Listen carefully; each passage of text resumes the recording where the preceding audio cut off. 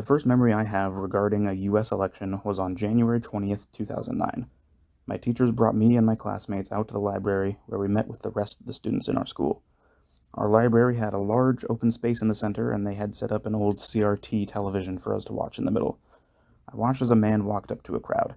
I didn't know who he was or why we were watching, but I was told by a teacher later that we had watched the first African American become president. I didn't really know what any of that meant.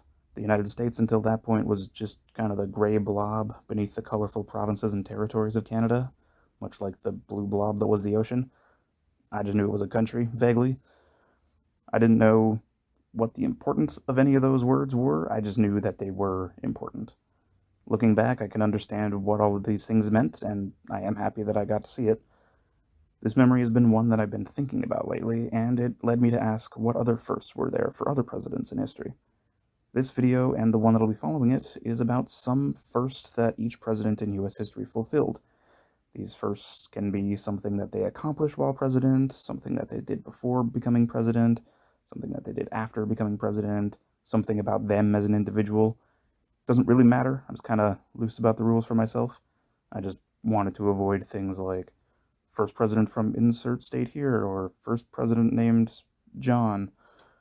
Anyway, I hope that this is as interesting for you to listen to as it was for me to research. First off is George Washington, the first president. Kind of goes without saying what he was. Anything he did or was or accomplished, he was the first president to that. Some highlights, I think, are the fact that he was the first president. He was the first former general to become a president, and he was also the first president to retire after 2 terms, rather than continuing on for pretty much as long as he wanted. Alright, second is John Adams. President Adams was the first president to be officially associated with a political party, and by extension he was also the first Federalist president.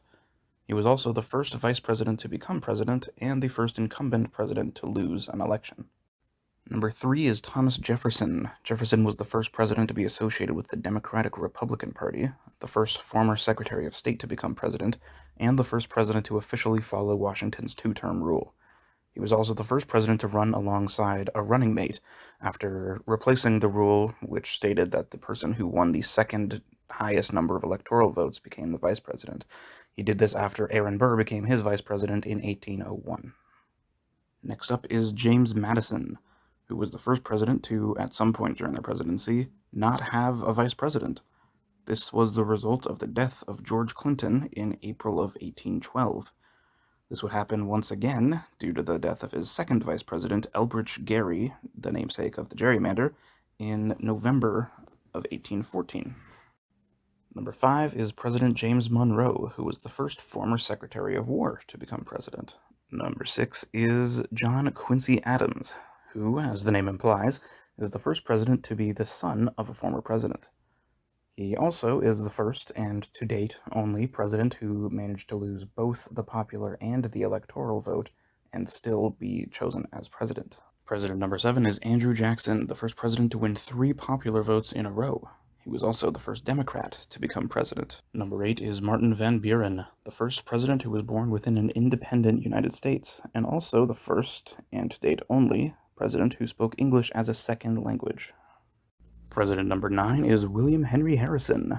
Harrison was the first Whig president and also the first president to die while in office, dying after only 30 days, making him to date the shortest-serving president in history. The 10th president was John Tyler, the first president to become president because of the death of the previous president. At the time, this was a controversial move on Tyler's part, but it has since become one that was validated due to the passing of the 25th Amendment. Number 11 is James Polk, who was the first sitting president to decline running for a second term. Number 12 is Zachary Taylor, who was the first president who had not served in a previous political office before becoming president, being known instead for his military accomplishments, particularly in the Mexican-American War.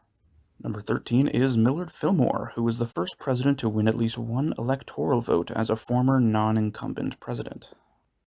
Number 14 is Franklin Pierce. Pierce was the first president who memorized their entire inaugural address and delivered it completely by memory. He was also the first president who was inaugurated by taking an affirmation rather than swearing an oath. President number 15, James Buchanan, is the first president who did not have a first lady, and is to date still the only president who hasn't. President number 16 is Abraham Lincoln. He was the first Republican president and sadly also the first president to be assassinated. As a result of Lincoln's death, the 17th president was Andrew Johnson. Johnson was the first president to be impeached, only barely escaping removal from office by one senatorial vote. Next up is Ulysses S. Grant, who was the first sitting president to circumnavigate the globe. After Grant comes President 19, Rutherford B. Hayes. Hayes was the first president to win the electoral vote while losing the popular vote, and to date is the only one who has done so to an opponent that won a majority of the popular vote, not just a plurality. This incident has led Hayes to earn the nickname Rutherford B. Hayes. After Rutherford comes James Garfield, who was the first ordained minister to become president. He was also really smart, being able to write with both hands at the same time, one writing in Greek and the other in Latin. This makes him the first president who we can confirm was able to write with their left hand. After Garfield's assassination, Chester Arthur became the 21st president. I honestly couldn't really find anything that Arthur did as a first. He was the first guy to pass a federal General Immigration Act. And if that doesn't do anything for you, then he was also the first president from Vermont. Anyway, after Arthur came Grover Cleveland, the 22nd president, who became the first Democrat elected to the office after the Civil War.